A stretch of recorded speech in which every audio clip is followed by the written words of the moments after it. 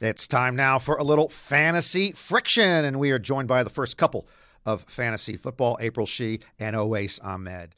Before we get started, April, just to clean up something, I was wondering if you actually woke up in time this past weekend to make some fantasy lineups on Sunday? I did wake up in time, but I didn't do it. So you took another bye week? I've been taking lots of buys for various reasons, but I'll be back this week for sure with the long weekend. Norm, I know you're trying to create this division between us, but my lineups are her lineups, and her lineups are my lineups. You can see we have this uniform on. We are one team together. And what is the uniform? Oh, good for you. What's the uniform? I mean, right here, Norm. Come on. Are you blind? Oh, are you goodness. Do you not see these fashionable T-shirts we have going on? Thankfully, small dogs and children do not tune into this. Oh! They just ran out of the room if they were watching. I hope they were just listening. All right, folks, what's your big plays of the week? I am loving anyone from the Miami Dolphins because they're playing the New York Jets. Yeah, normally it would be a crazy thing to say, but agree. Anyone against the Jets is a winner in my eyes. So I guess Devontae Parker, wide receiver. Yeah, Devontae Parker is by far the most talented wide receiver on their roster.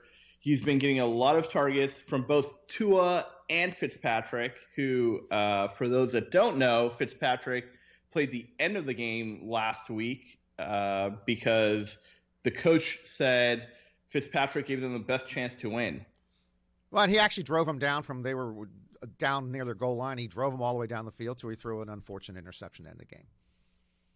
Yeah, there's something fun about watching Fitzpatrick YOLO magic, but I am going to go with my sleeper running back pick of the week, the running back for the Miami Dolphins, Salvon Ahmed.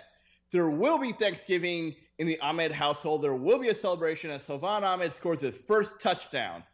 Salvon likes him because they are related? No relation. Do you have any relations, Owais? Okay. Norm, normally we would have you over for Thanksgiving, Sure you would. but because of the pandemic this year, unfortunately, it's not going to happen. And for anyone watching or listening, and I don't know why you are, Norm has never come over for Thanksgiving because we've never invited him. Okay. Thank you for that. And because of the pandemic, if you really cared, you could construct a little drive-through window and just hand me the food through that window. So I don't think it's a sincere offer. All right. Do you like any running backs? Who else do you like? Yeah, I'm loving Kareem Hunt this week. Last week he did kind of bad.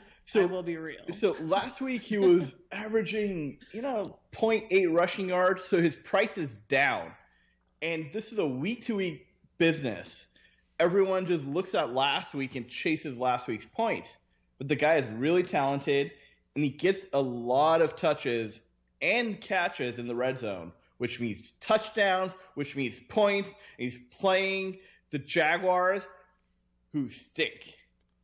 Who stink? Yeah, I guess we could get him at a cheap discount. I'd be willing to put him in a few lineups. And by the way, you don't need to explain to me that touchdowns means points. I mean, how stupid do I look? Hey. That's a whole nother podcast right there. Okay. Now, I'm not a big fan of the Las Vegas Raiders. I keep thinking they're not going to play as well as they do, but I know you do like the Raiders in general from a fantasy standpoint for sure. I'm not a fan of the Raiders as a team generally, but I do think since they're playing Atlanta this week, we could probably take some Nelson Aguilar in our lineups. I mean, he's real cheap this week. What is it, like 4,900 on DraftKings? So yeah, I mean, if there's anyone that could blow up, I think it's him. Yeah, and what you really want in these big tournaments is polarity. Polarity is some guy that could boom or bust, and Aguilar has that potential to put up a couple of touchdowns and over 100 yards, and he's cheap at 4,900. That's a great discount for a big play guy. If you do go with Aguilar, you could stack it with Derek Carr and Darren Waller, and then what you're doing here is you're like predicting the game script. You're saying this game's going to be a shootout. So you look on the other end. Who do we have on the Falcons? Well, Russell Gage led the Falcons in targets last week. He had 12 targets. Julio Jones has hamstring issues, so Russell Gage might be the sleeper coming out of Atlanta. Okay. Yeah, if you're going to be stacking that game, you might want to pick up some Ridley as well, because I think it's going to definitely be a shootout, and you're going to want these receivers who are going to catch multiple touchdowns. If you all were stacking, let's say there's a broadcasting fantasy league. If you all were stacking guys, like if you were stacking 3, who else would you put in there with me? Well, okay, we can move on. I don't want to put you in an uncomfortable position, but I do believe somebody in that room, maybe both of you, owe Mike Williams an apology, a public apology. Wait a second. I said he was going to catch one eventually, and I actually was optimistic that it could have been last week, and I was right.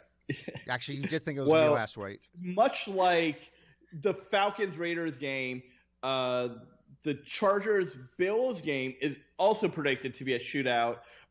You look at the over-under lines that the sharp makers, the line makers have, and both these games have the highest over-under totals. That means they think these games are going to be high-scoring, and if so, I think Mike Williams is going to get another touchdown this week. He finally figured out how to catch the ball in the end zone. I feel like once you get a taste of that touchdown magic, you just can't stop. So I'm going Mike Williams again this week. I still think Oace, you do owe him. Just say I apologize. I'm sorry, Mike, because she was with him. I don't think you really were.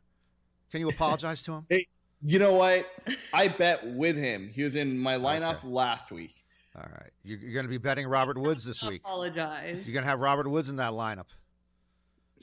Yeah, Robert Woods finally showed up last week, fantasy-wise. He had 15 targets. He's definitely in the Rams' game plan. And he's still cheap. He's only $5,800 in DraftKings bucks. I love that value. They're playing the Niners.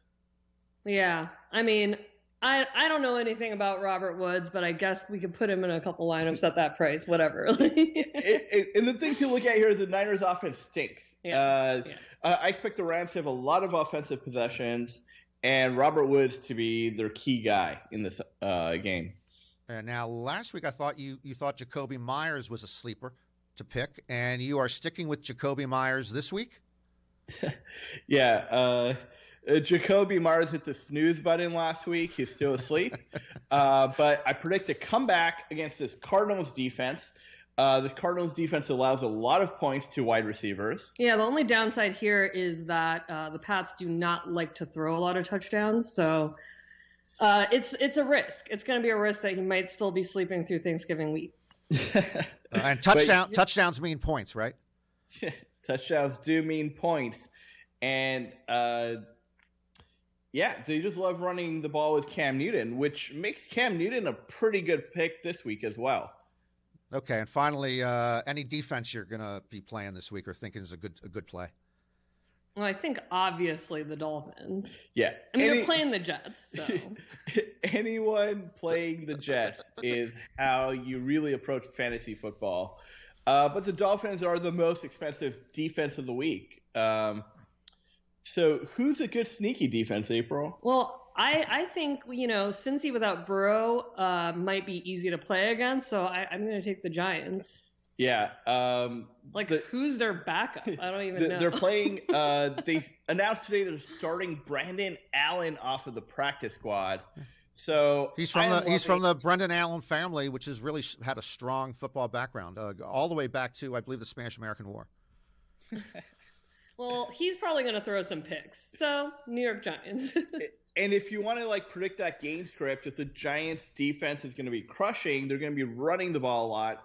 So you pair the Giants defense with the running back from New York, Gallman. Gallman, he also gets a lot of red zone carries. And remember, Norm, write this down. Touchdowns equals points. Writing it down. Okay, folks. Thank you very much, April Shih and Owais Ahmed. Thank you for the Thanksgiving invitation. I'll eat alone as usual, and we will see you next week. Thanks, Norm. Happy Thanksgiving. Bye-bye. Bye. Bye.